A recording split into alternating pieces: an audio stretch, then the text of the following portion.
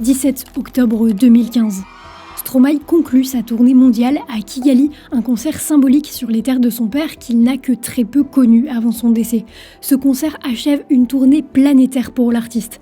En tout, 1,6 million de personnes auront vu le chanteur sur scène, tout ça durant 192 concerts dans 27 pays sur 4 continents différents, dont l'Amérique. Pour un chanteur francophone, c'est tout simplement exceptionnel. Stromae est au sommet de sa carrière. Sauf qu'à ce moment, il va disparaître. Pendant 6 ans, Stromae va se retirer de la scène médiatique et musicale.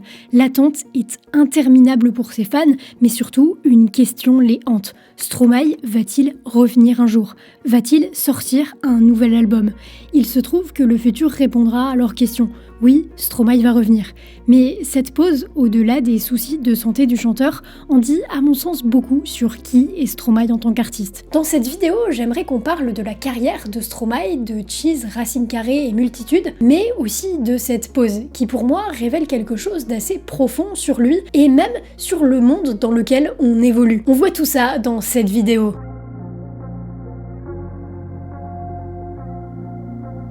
Tout commence avec le rap. Aussi étonnant que cela puisse paraître, à la base, Stromae est un rappeur. Il découvre le hip-hop vers ses 15 ans et il forme avec un de ses amis un duo nommé Suspicion.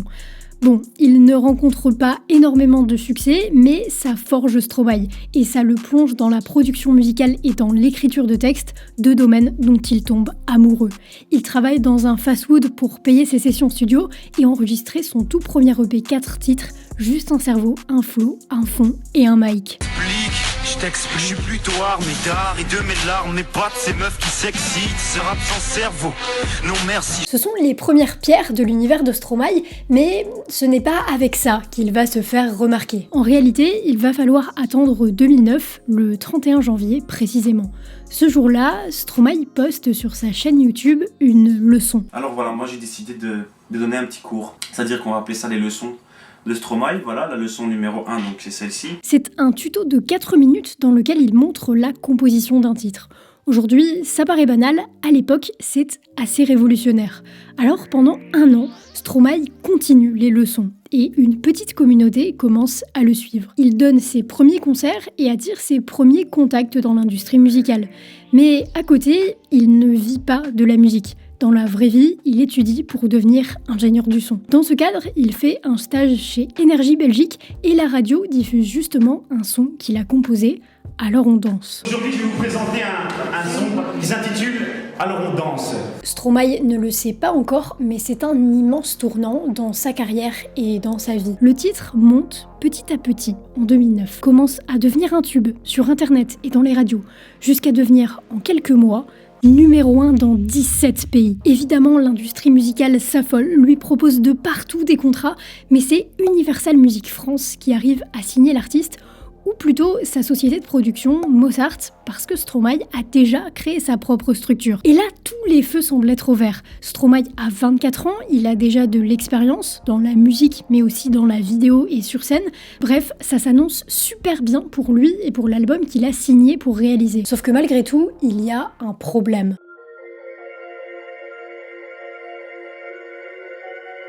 Alors on danse explose tous les scores, en Belgique et en France, mais aussi partout ailleurs en Europe, par exemple en Allemagne, où c'est la première fois depuis 1988 qu'un titre français devient numéro 1 dans le pays. Dans la foulée, il a sorti ce fameux premier album, Cheese, qui se vend très bien pour un premier projet d'un artiste pas connu du grand public. À ce moment, tout le monde le veut. Les télés, les festivals, les radios, c'est une avalanche. Mais alors, c'est quoi le problème ? Vous le savez si vous suivez mes vidéos, Stromae court actuellement le risque d'être un one hit wonder, c'est-à-dire un artiste qui connaît un très grand succès avec un titre, mais qui n'arrive jamais à faire mieux et qui tombe dans l'oubli sans arriver à se construire une carrière. Et Stromae, justement, il est bien conscient de ce risque et malgré le succès, il a peur. Peur de n'être que l'artiste de Alors on danse. Et cette peur est totalement justifiée, puisque c'est déjà arrivé à énormément d'artistes avant lui avec ce même schéma. Le 9 février 2011, Stromae reçoit une victoire de la musique. Puis, part s'enfermer loin des projecteurs pour composer la suite de son œuvre. L'objectif est de créer quelque chose d'aussi gros que le phénomène alors on danse. C'est qui tout double, et il le sait, il n'a pas un temps infini devant lui.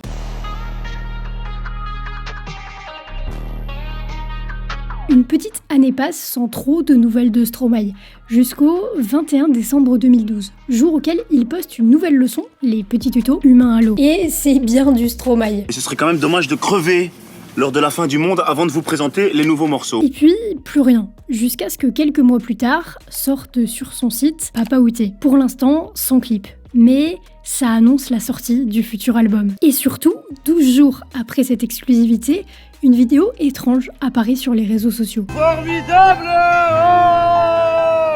On y voit Stromae, l'air complètement ivre, marcher sous la pluie près d'un arrêt de tram. Les réseaux sociaux s'affolent. Certains s'inquiètent de son état de santé, quand d'autres disent que l'artiste a sombré dans l'alcool. Mais vous savez très bien ce qui va arriver. Stromae va sortir le clip de Formidable. Il a trompé tout le monde et fait la meilleure promotion possible pour son titre. Mais 7 jours plus tard, il va frapper encore plus fort en sortant Papa Outé. Stromae vient définitivement de passer l'étape du One Hit Wonder. Racine Carrée, son deuxième album, est un raz-de-marée incomparable au premier projet. 3 millions de copies s'écoulent contre 600 000 pour le premier. L'album devient l'album le plus vendu de France durant 2 années consécutives. Stromae en fait la promo sur les plateaux télé des États-Unis. Bref, il vient de réussir son pari. L'artiste entame alors une tournée mondiale, initialement de plus de 200 dates, avec un show millimétré. Tout va pour le mieux. Enfin, presque. Sur la tournée, Stromae rencontre quelques soucis de santé, principalement dus à un traitement contre le paludisme qui le force à annuler certaines dates. Malgré ça, il arrive à finir sa tournée le 17 octobre 2015. Mais c'est là qu'il va prendre une décision. Il va disparaître des radars et mettre sa carrière en pause pour une durée indéterminée.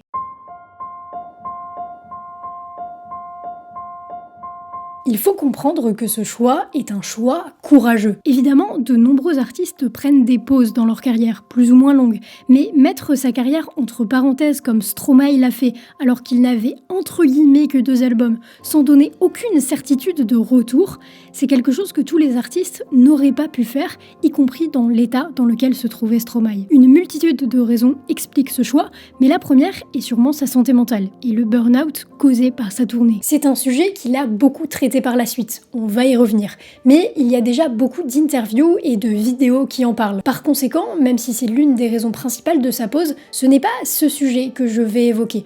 En tout cas, pas directement. Les médias, et surtout à l'époque, ont vraiment vendu ça comme une sorte de fin de carrière. Une vraie pause sans forcément de retour.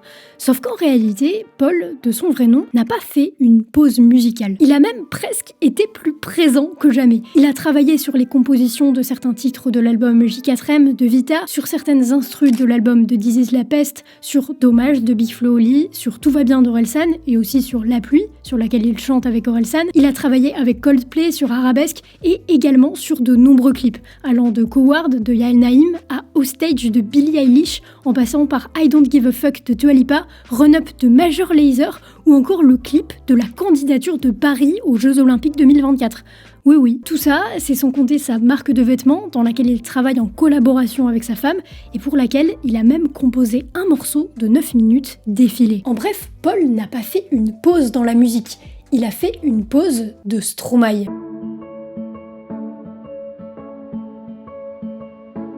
La célébrité n'est pas idéale pour créer. Vous en avez marre des fois d'être devenu célèbre, vous, Paul? On peut pas le dire ça normalement, hein, mais un peu des fois, ouais. Et c'est dur de s'en plaindre, quoi, parce que il y a les privilèges qui vont avec, donc on va pas s'en plaindre non plus. Enfin, mais si, je me suis interdit de m'en plaindre, et c'est ça le problème. C'est une situation délicate et tout artiste le sait. Il vit du fait que les gens l'aiment et écoutent sa musique, donc il se sent redevable auprès de son public.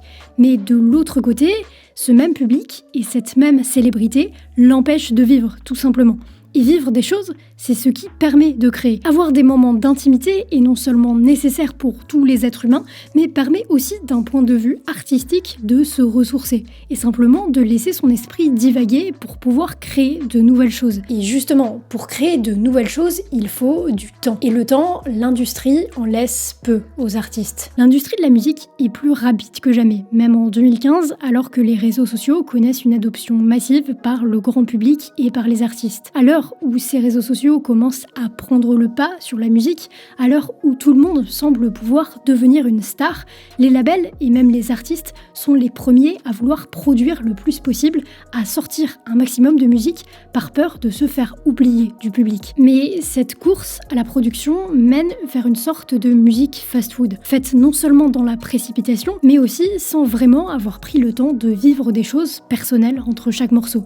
Et à ce moment, la limite entre art et divertissement se floute. Et si vous vous demandez la différence entre les deux, j'ai trouvé quelqu'un la résumant parfaitement. This is what entertainment is. You find out what the audience wants and you give it to them over and over again.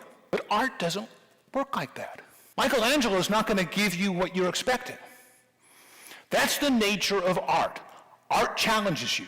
Paul, lui, a choisi l'approche de l'art, celle de prendre son temps, de vivre et de créer autre chose en attendant de revenir avec une musique dont il sera vraiment fier à un moment qu'il aura délibérément choisi. Bref, Stromae, que vous aimiez sa musique ou pas, a fait le choix de l'art. Et ce choix est risqué. Le monde aurait pu l'oublier et passer à autre chose tant l'industrie musicale est dure. Mais ce n'est pas ce qui va arriver.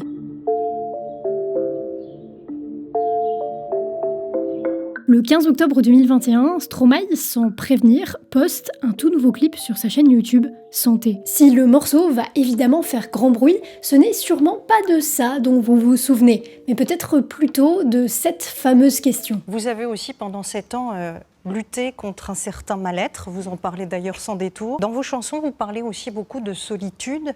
Est-ce que la musique vous a aidé à vous en libérer ? Devant pas moins de 7 millions de téléspectateurs, Stromae va prendre en otage le plateau de TF1 pour une des prestations télé les plus historiques, durant laquelle il va interpréter l'enfer, alertant sur la santé mentale et les pensées suicidaires. Stromae est définitivement de retour. C'est avec l'album Multitude qu'il revient et l'engouement est intense. L'album est certifié 3 fois platine en France et en Belgique. Et je pense que ce succès est un peu un message d'espoir pour les autres artistes, notamment les artistes qui ne cessent d'enchaîner les albums et les sorties, même quand ils sont déjà au sommet. Vous êtes le rythme de l'industrie avant tout, et les auditeurs qui sont déjà attachés à vous ne vous oublieront pas. En fait, au contraire, cette stratégie de l'attente qui tranche avec l'omniprésence médiatique des autres est parfois plus efficace parce qu'elle crée du désir chez l'auditeur. Et c'est un désir qui se perd de plus en plus. Dans la masse des sorties, sincèrement, vous qui écoutez cette vidéo, quels albums attendez-vous réellement ? En apprenant, de manière consciente ou non, la patience à ses fans, le goût d'attendre un morceau de lui, Stromae a réussi à montrer qu'il était tout à fait possible d'opter pour un schéma plus sain et de tout de même rester apprécié et commercialement performant. Dans une industrie où les artistes deviennent des divertisseurs, Stromae a prouvé que l'art a encore sa place. J'espère que cette vidéo vous a plu, c'était Lovie, je vous dis à la semaine prochaine, prenez soin de vous.